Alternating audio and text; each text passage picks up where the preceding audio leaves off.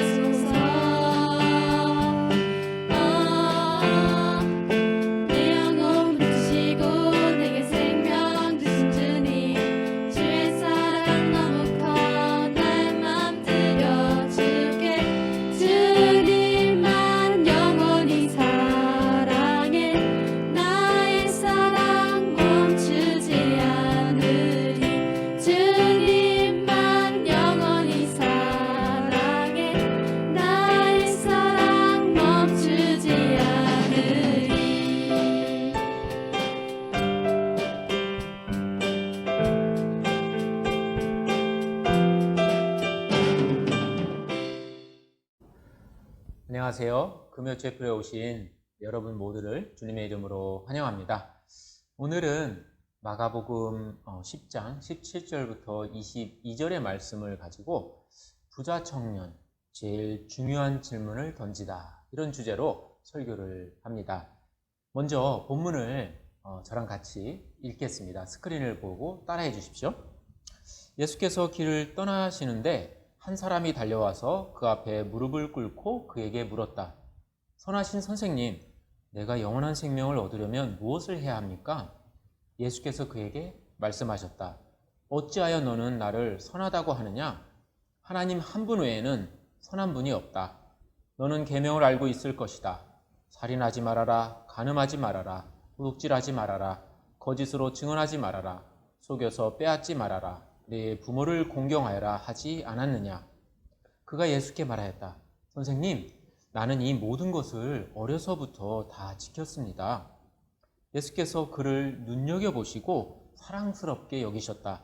그리고 그에게 말씀하셨다. 너에게는 한 가지 부족한 것이 있다. 가서 내가 가진 것을 다 팔아서 가난한 사람들에게 주어라. 그리하면 내가 하늘에서 보화를 차지하게 될 것이다. 그리고 와서 나를 따라라. 그러나 그는 이 말씀 때문에 울상을 짓고 근심하면서 떠나갔다. 그에게는 재산이 많았기 때문이다. 예수님이 길을 가고 있었습니다. 한 사람이 달려와서 예수님께 무릎을 꿇습니다. 이 사람은 누구일까요? 그리고 왜 왔을까요? 궁금해집니다. 마태와 누가도 이 동일한 사건을 기록하고 있습니다. 마태는 이 사람이 젊은이였다고 기록하고 있고, 누가는 이 사람을 유대 사회에서 영향력을 행사하는 지도자로 묘사합니다. 젊은 나이에 유대 사회의 상류층에 오른 그런 성공한 사람이었습니다. 그런 젊은 지도자가 예수님께 달려와서 무릎을 꿇습니다. 그리고 질문을 예수님께 던집니다. 선하신 선생님, 내가 영원한 생명을 얻으려면 무엇을 해야 합니까? 젊은 나이에 출세하여 유대 사회에서 존경받는 지도자가 지금 아무런 교육도 받지 않은 떠돌이 교사 예수 앞에 무릎을 꿇었습니다.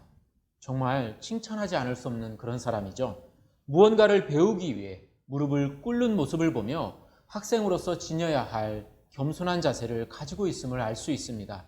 스승으로부터 가르침을 받기 위해 스스로를 낮추고 스승의 권위를 인정하는 모습은 모든 배움의 제일 기본입니다. 이 모습을 저를 비롯하여 수정의 교사와 학생이 모두 실천할 수 있기를 간절히 원합니다. 이 젊은 지도자의 태도뿐 아니라 예수님께 던진 질문도 칭찬받을 만합니다. 모든 질문에는 그 나름의 가치가 있지만 이 젊은 지도자의 질문은 정말 우리가 인생을 살면서 던져야 할 가장 중요한 질문 중에 하나를 하고 있습니다. 선한 선생님이신 예수여, 내가 영원한 생명을 얻기 위하여 무엇을 해야 합니까? 이 젊은 유대 지도자의 질문이 우리의 질문이 되길 간절히 바랍니다. 세상에는 우리의 관심을 끄는 것이 너무나 많습니다. 각자 해야 할 일도 너무 많습니다. 세상은 우리를 쉴 시간 없이 바쁘게 만들고 무언가에 끊임없이 집중하게 합니다. 모든 것에 신경을 쓰게 만들죠. 그러다 보면 우리는 인생에서 제일 중요한 것을 놓치게 됩니다. 그것은 바로 영원한 생명에 대한 소망입니다. 우리는 유대 지도자가 예수님께 던진 질문을 우리 마음에 새겨야 합니다. 우리의 질문이 되게 해야 합니다. 우리를 비롯하여 부모님, 친구, 할머니, 할아버지, 그리고 이 땅에 사는 모든 사람들도 이 질문을 매일 만나야 합니다. 우리에게 영원한 생명보다 더 가치 있고 긴급한 문제는 없습니다. 영원한 생명을 얻기 위해 무엇을 해야만 할까요? 이 젊은 유대 지도자의 질문에 예수님은 어떤 대답을 하고 있을까요? 예수님은 모든 유대인들에게 친숙한 하나님의 계명을 제안하십니다. 19절입니다. 너는 계명을 알고 있을 것이다. 살인하지 말아라, 간음하지 말아라, 도둑질하지 말아라, 거짓으로 증언하지 말아라, 속여서 빼앗지 말아라, 내 부모를 공경하라 하지 않았느냐. 예수님은 젊은 지도자에게 10계명의 그 두 번째 부분 있죠. 하나님의 계명의 두 번째 부분, 우리가 이웃 사랑과 관련된 그 6개의 계명을 예수님이 지금 언급하셨습니다. 예수님이 10계명을 언급하자 이 젊은 유대 지도자는 놀라운 고백을 예수님께 합니다. 20절인데요. 선생님, 나는 이 모든 것을 어려서부터 다 지켰습니다. 내 부모를 공경하라, 살인하지 말라, 간음하지 말라, 도둑질하지 말라, 내 이웃에 대해 거짓 증언하지 말라, 내 이웃의 집을 탐내지 말라. 이 모든 것을 어려서부터 다 지킨 것을 볼 때 이 젊은 유대 지도자는 도덕적으로 탁월했음을 알 수 있습니다. 그의 삶은 의로웠습니다. 하나님이 이웃을 사랑하라고 주신 6개의 계명을 다 지켰으니 아마 앞부분에 하나님을 향한 그 4개의 계명도 잘 지켰을 것으로 짐작이 됩니다. 이 젊은 사람이 하나님의 계명을 어려서부터 다 지켰다라고 고백한 것에 대해 우리는 이 젊은이의 기준에서 다 지켰다는 것이지 하나님의 기준에서 다 지켰다라는 것은 아님을 알 필요가 있습니다. 유대인 청년은 그 자신의 기준이나 또는 유대 사회의 기준에 근거해서 하나님의 계명을 잘 지켜서 스스로를 도덕적으로 깨끗하고 의롭다라고 여기고 있습니다. 그러나 젊은이는 사실 자신의 삶이 온전하지 않다는 것을 본인 스스로 알고 있습니다. 한번 생각해 보십시오. 하나님의 계명을 어려서부터 다 지켰다면 왜 예수님께 달려와 무릎을 꿇고 영생을 얻기 위해 무엇을 해야 하냐고 질문을 하고 있을까요? 자신 안에 뭔가 문제가 있다는 것을 우리가 부인할 수 없습니다. 사람이 봤을 때는 너무도 괜찮은 사람이지만 하나님의 기준을 통과한 것은 아닙니다. 도덕적인 삶, 의로운 행동은 마음 안에 참 평안도, 영원한 생명에 대한 확신도 주지 못합니다. 예수님은 젊은이가 어려서부터 율법을 다 지켜왔다는 것에 대해 칭찬도 비판도 하지 않으십니다. 예수님은 젊은이의 고백이 잘못이라고 지적하며 그것의 생각을 고칠 수도 있었습니다. 이렇게 말이죠. 겉으로만 율법을 지킨 것은 지킨 것이 아니다. 사람들이 요구하는 기준을 세웠다고 해서 율법을 지킨 것이 아니야. 이렇게 말이죠. 그런데 그렇게 하지 않으시고 예수님은 저 정도로 의롭게 살아온 젊은이의 삶을 보고 자랑스럽고 기뻐하셨던 것 같습니다. 27절 전반부를 보세요. 예수께서 그를 눈여겨보시고 사랑스럽게 여기셨다. 예수님은 이 젊은 유대 지도자를 사랑하셨습니다. 지금까지 이 젊은이가 한 것을 생각해보면 사랑하지 않을 수 없는 그런 사람입니다. 떠돌이 선생 예수를 스승으로 높이는 겸손함이 있었죠. 그죠? 그리고 유대 사회의 그 지도자임에도 무릎을 꿇은 모습 있었습니다. 그리고 무엇보다 영원한 생명의 소중함을 알고 있다는 것이 있었습니다. 그 질문을 했잖아요. 영원한 생명. 거기에 어려서부터 하나님의 계명을 다 지킨 그런 의로운 사람이었습니다. 그 당시 기준, 오늘날의 기준, 어느 곳으로 봐도 흠이 없는 그런 사람이었습니다. 그런 젊은 유대 지도자를 예수님은 사랑했다고 마가가 기록하고 있습니다. 하지만 중요한 반전이 바로 이어집니다. 21절 후반부인데요. 예수님이 사랑하는 청년에게 말씀하십니다. 너에게는 한 가지 부족한 것이 있다. 가서 내가 가진 것을 다 팔아서 가난한 사람들에게 주어라. 그리하면 내가 하늘에서 보화를 차지하게 될 것이다. 그리고 와서 나를 따라라. 예수님은 진심으로 젊은 유대 지도자를 사랑했습니다. 하지만 그 사랑 때문에 영원한 생명을 얻는 그 기준을 낮출 수는 없었습니다. 오히려 사랑했기 때문에 예수님은 젊은이의 전 존재를 흔드는 말씀을 하십니다. 예수님은 젊은이의 영적인 상태를 가감없이 미화하지 않고 적나라하게 들추어내십니다. 우리와 달리 예수님은 그 젊은이를 다 보셨습니다. 다 알고 계셨습니다. 젊은이의 외적인 삶뿐만 아니라 젊은이의 그 내면의 삶도 그 겉과 속을 모두 지으신 이 창조주, 이 능력의 말씀이신 예수님은 모든 것을 다 알고 계셨습니다. 그리고 그 모든 것에 대한 해결책도 다 아셨습니다. 이 젊은이의 문제와 해결책을 정확하게 그래서 제시해주고 계십니다. 예수님께 달려나온 이 유대 청년은 재산이 아주 많았습니다. 유대 청년에게 한 가지 부족한 것이 있다고 예수님이 말씀하십니다. 그것은 무엇인가요? 눈에 보이는 많은 재물이 문제였을까요? 재산 자체가 문제는 아닙니다. 문제는 이 사람의 마음이 재산에 대한 사랑으로 가득 찼다는 것입니다. 재산을 의지하고 재산에 집착하는 마음을 예수님이 보셨습니다. 그래서 예수님은 이 부자 청년에게 가지고 있는 모든 것을 다 팔아서 가난한 사람들에게 나눠주라고 명령하셨습니다. 영원한 생명을 소유하기 위해서 해야 할 것을 예수님이 유대인 지도자요 부자 청년에게 가르쳐 주십니다. 그것은 무엇일까요? 우리가 의지하고 집착하는 그 모든 것을 내려놓아야 한다는 것입니다. 그것이 무엇이 되었든지 말입니다. 부자 청년은 재산에 대한 사랑이 가득했습니다. 여러분의 마음은 무엇으로 가득하십니까? 여러분의 마음은 무엇을 신뢰하고 있습니까? 여러분의 마음은 무엇을 제일 소중하게 생각하고 있습니까? 가장 가치 있는 것을 얻기 위해 가치 없는 것들을 과감히 내려놓지 않으면 누구도 하나님 나라에 들어갈 수 없습니다. 영원한 생명을 얻기 위해서는 현재 움켜쥐고 있는 것, 집착하는 것, 없으면 죽을 것 같은 그것을 버려야 합니다. 그것이 우리 자신이라면 우리 자신에 대한 사랑도 버려야 합니다. 예수님이 지금 부자 청년에게 그것을 명령하고 있습니다. 돈을 의지하고 돈을 사랑한 나머지 돈의 노예가 되어버린 유대 지도자에게 재산을 다 팔아서 가난한 사람에게 나누어 주라고 하십니다. 재산은 영원한 생명을 줄 수 없는데 그것을 신뢰하고 그것으로부터 힘과 생명을 얻으며 살아가는 부자 청년에게 재산은 가짜 영원한 생명이었습니다.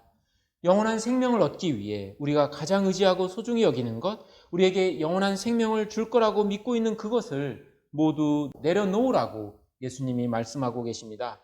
하지만 거기에서 멈춰서는 안 됩니다. 예수님은 부자 청년에게 가지고 있는 모든 것을 다 팔아 가난한 자들에게 나누어 주라고 명령하신 후에 한마디 말씀을 덧붙이십니다. 그리고 와서 나를 따라라. 우리가 의지하는 모든 것을 내려놓는 것은 어렵습니다. 하지만 그렇게 했다고 해서 영원한 생명을 얻는 것은 아닙니다. 영원한 생명을 주시는 그분에게 나아가야 합니다. 와서 나를 따라라. 영원한 생명을 주시는 예수님께 나아가서 그분의 제자가 되십시오. 예수님은 요한복음에서 길이요 진리요 생명이라고 말씀하십니다. 또 나는 부활이요 생명이니 나를 믿는 사람은 죽어도 살고 살아서 믿는 사람은 영원히 죽지 아니할 것이다 라고 선포하십니다. 예수님을 소유하면 생명을 소유하게 됩니다. 예수님을 믿음으로 붙잡아야 합니다. 재산을 따라가고 재산을 붙잡고 사는 인생과 단절하고 생명이신 예수님께로 나아가서 그분이 주시겠다고 약속하신 영원한 생명을 믿음으로 받아야 합니다. 우리의 마음은 재산과 하나님 둘 다를 채우기에는 너무나 좁습니다. 예수님으로 우리의 마음을 채우려면 재산에 대한 미련을 내려놓아야 합니다. 우리가 소중하게 여기고 의지하는 모든 것에 대한 애착을 멈추어야 합니다. 예수님은 이 부유한 유대 청년이 진심으로 영원한 생명 얻기를 바라셨습니다. 문제도 알려주시고 해결책도 알려주셨습니다. 이 청년은 영원한 생명을 얻었을까요? 22절을 한번 보겠습니다. 그러나 그는 이 말씀 때문에 울상을 짓고 근심하면서 떠나갔다. 그에게는 재산이 많았기 때문이다. 그 유대인의 지도자여 부자 청년은 예수님의 말씀을 듣고 낙담했습니다. 슬퍼했습니다. 그리고 예수님을 떠났습니다. 영원한 생명을 주시는 분이 코앞에 있는데 그분을 떠나가 버렸습니다. 예수님의 빛되신 말씀이 그 자신의 내면을 훤히 비추었을 때 부자 청년은 괴로워했고 슬퍼했습니다. 하지만 그는 자신의 그 기존의 삶의 방식을 바꾸려 하지 않았습니다. 그 부자 청년은 예수님의 말씀을 결국 거부했습니다. 그는 슬퍼했지만 참된 회개를 하지 않았습니다. 결국 예수님 대신에 영원한 생명 대신에 하나님 대신에 재산을 움켜쥐고 사는 그 삶을 계속해서 살아가기로 결정하고 예수님을 떠나버렸습니다. 오늘 우리는 가슴 아픈 이야기를 마주하고 있습니다. 삶에서 제일 중요한 것이 영생임을 알고 영생을 주실 그분, 아니 영생 그 자체이신 예수님께 나왔다가 영생을 포기하고 떠나는 젊은 부자 청년을 보았습니다. 돈을 따르기 위해 예수님을 따르기를 거부한 유대 지도자를 지금 보고 있습니다. 영원한 생명보다 돈이 더 가치 있다고 결정해버린 한 젊은이를 봅니다. 인생이 보물찾기라고 한다면 이 젊은이는 보물이 코앞에 있음에도 그 보물을 선택하지 않은 그런 불쌍한 사람입니다. 우리는 어떤 선택을 해야 할까요? 세상의 좋은 것들을 따라가야 할까요? 아니면 생명이요 부활이신 예수님을 따라가야 할까요? 우리의 마음은 무엇을 제일 소중하다고 말하고 있습니까? 예수님입니까? 아니면 예수님이 우리에게 선물로 주신 세상입니까? 선물에 눈이 멀어서 선물을 주신 그분을 버려야 할까요? 아니면 선물을 주신 예수님을 붙잡고 그 모든 선물을 우상으로 만들지 않고 살아가야 할까요? 우리 모두 우리에게 제일 필요한 것은 영생과 그것을 주실 수 있는 예수님이라는 것을 깨닫기를 간절히 원합니다. 그리고 실제로 그 영생을 취하기 위해 예수님만을 따라 사는 우리 모두가 되기를 간절히 바라겠습니다. 네, 이상으로 설교를 마치고 제가 잠시 같이 기도를 하겠습니다. 자, 두 손을 모으고 잠시 기도하겠습니다. 하나님 아버지, 죄와 죽음과 영원한 형벌에서 벗어날 그 길을 말씀을 통해 알려주셔서 감사합니다. 생명이요 부활이신 예수 그리스도를 통해 우리도 몸의 부활과 영원한 생명을 누릴 수 있는 길이 열렸음을 인해 감사합니다. 성령 하나님, 우리의 귀를 열어주시고 눈을 열어주셔서 인생에서 가장 중요한 것, 그 영생을 보게 하시고 그 영생을 주실 분 예수 그리스도를 마음으로 붙잡게 하여 주시옵소서. 우리가 진심으로 원하는 영원한 행복, 참된 만족, 참된 자유는 오직 그리스도 안에서만 발견될 수 있음을 우리 모두 깨닫게 하여 주시옵소서. 우리 모두 그분께 나아가 무릎을 꿇고 그리스도의 학생이 되게 하여 주시옵소서. 지금까지 우리가 우리의 행복을 위해 붙잡고 있던 것들이 무엇이 되었든지 그것들을 주님 발 앞에 내려놓게 하여 주시옵소서. 우리의 마음은 주님 외에 다른 무엇으로도 만족될 수 없고 채워질 수 없다는 것을 하나님 아버지 깨닫게 하여 주시옵소서. 우리 주 예수 그리스도 이름으로 기도드리옵나이다. 아멘.